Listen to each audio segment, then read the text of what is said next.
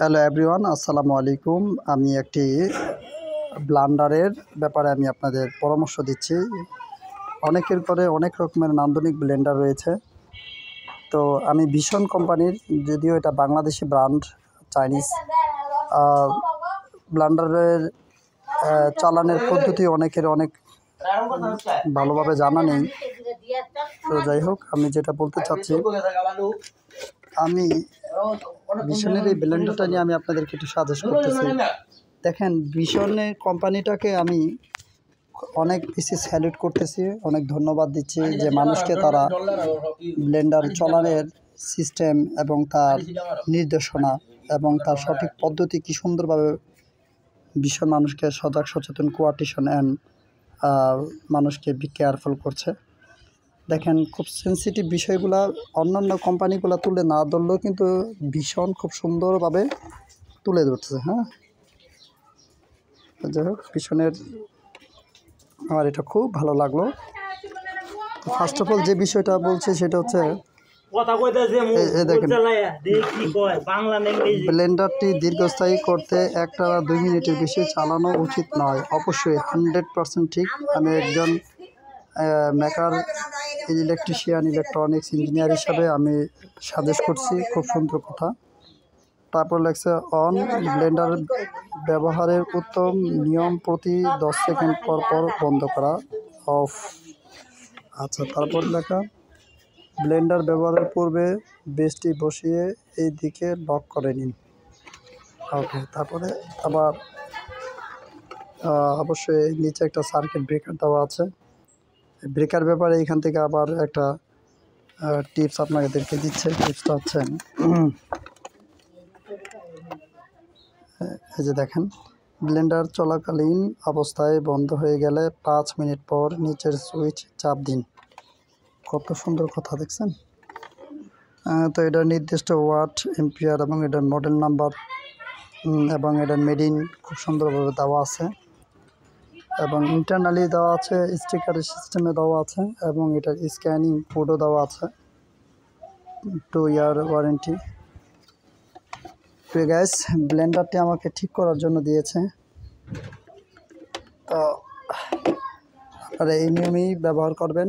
প্রত্যেকটা মানুষের উচিত যেই ব্লেন্ডারই ব্যবহার করে অন্তত 10 সেকেন্ড পর পর একটু অন অফ এভাবে ব্যবহার করা এবং জগ সমপরিমাণ না ভরে দেওয়াটাই অনেক বেটার। তার উপর অনেকে জগের গোড়া দিয়ে ব্লেন্ডার করার সময় পানি পড়ে। এরকম সমস্যা হলে বুঝতে হবে ব্লেন্ডারের বিয়ারিং অর্থাৎ বুশ ক্ষয় হয়ে গেছে। সেই ক্ষেত্রে দ্রুত মেকার দেখাইতে হইব, অবহেলা না করাই উত্তম। অতটুকু অলসতা আর অবহেলার কারণে অনেকের ব্লেন্ডারের কয়েলটাও শেষ প্রান্তে জ্বলে যায়। তারপর আরেকটি কথা, সেটা হচ্ছে কি, অনেকের ব্লেন্ডারের এই প্রিমিয়াম অল্পতে ক্ষয় হয়ে যায়। তারও কারণ, জগটা অনেক সময় দেখা যায় বসানোর পরে খুব সুন্দরভাবে ডানে বামে দিয়ে লক করতে হয়, অনেকে লক করে না। তারপরে ব্লেন্ডার চলাকালীন অবস্থায় জগের উপরে হাত রাখতে হয় যাতে এটা কম্পন না হয়, এটাও অনেকে করে না। তো এগুলো করতে হবে। আবার অনেক সময় এই যে প্লাগটা লুজ কন্ট্যাক্ট থাকে, লুজ কানেক্টেড থাকার কারণে কয়েল একবার লাইন পাইতো ছেড়ে দেয়। এইভাবে লাইন আপ ডাউনের কারণে কয়েল স্পার্ক করে চলে যায়। তো আবার সবচেয়ে বড় কথা হচ্ছে কি, পরিমাণের বাইরে যদি কেউ সীমার বাইরে অতিক্রম করে ফেলে, তাহলে এটা শুধু ব্লেন্ডারের ক্ষেত্রে নয়, পৃথিবীর যে কোনো ক্ষেত্রেই।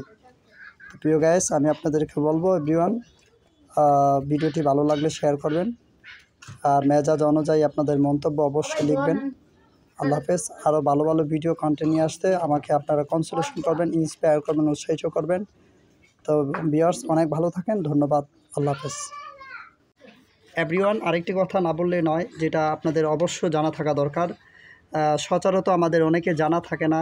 আমরা অ্যাভেলেবল ব্লেন্ডার ইউজ করি, কিন্তু অনেকে জানি না ব্লেন্ডারের নিচে যে একটি বাটন দেওয়া হয়, একটা রেড সিগন্যাল সুইচ দেওয়া হয়, এটার স্পেসটার কারণটা কি, সেটা হচ্ছে কি, এখানে প্রেস লেখাই আছে, এই যে দেখেন, টু রেস্ট। অর্থাৎ ব্লেন্ডার যদি চলতে কোনো কারণে বন্ধ হয়ে যায়, তাহলে আপনার বুঝতে হবে এটার মোটরের উপর একটু ওভার প্রেশার পড়ছে, যার কারণে এটা দ্রুত গরম হয়ে গেছে। আর এটা দ্রুত গরম হয়ে যাওয়ার কারণে এটার কুলিংয়ের সিস্টেমের জন্য কোম্পানি এখানে একটা সার্কিট ব্রেকার ইউজ করছে। তো এই সার্কিট ব্রেকারটা হচ্ছে 2.7, আবার অনেকগুলো 2.2 হয়।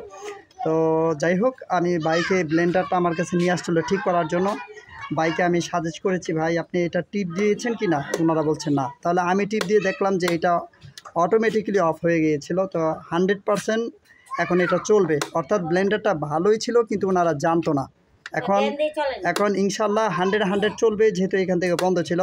তো অনেকে এইভাবে ট্রাই না করে মিস্ত্রির কাছে নিয়ে যান। কিছু অসাধু ব্যবসায়ী আছে যারা এই গোপন রহস্যটা আপনাদেরকে খুলে বলে না। খুলে না বলার কারণে তারা কি করে, নিজেরাই হাত দিয়ে টিপে এটা বাটন প্রেস করে নিজেরাই ওপেন করে, তারপরে বলে আপনার এটা ঠিক করে ফেলছি নেন, সে আবার ওইখান থেকে কিছু অর্থ হাতিয়ে নেয়। তো যাই হোক প্রিয় দর্শক, আশা করি ইনশাআল্লাহ ভালো থাকবেন, আর আপনারা সজাগ থাকবেন, সচেতন থাকবেন।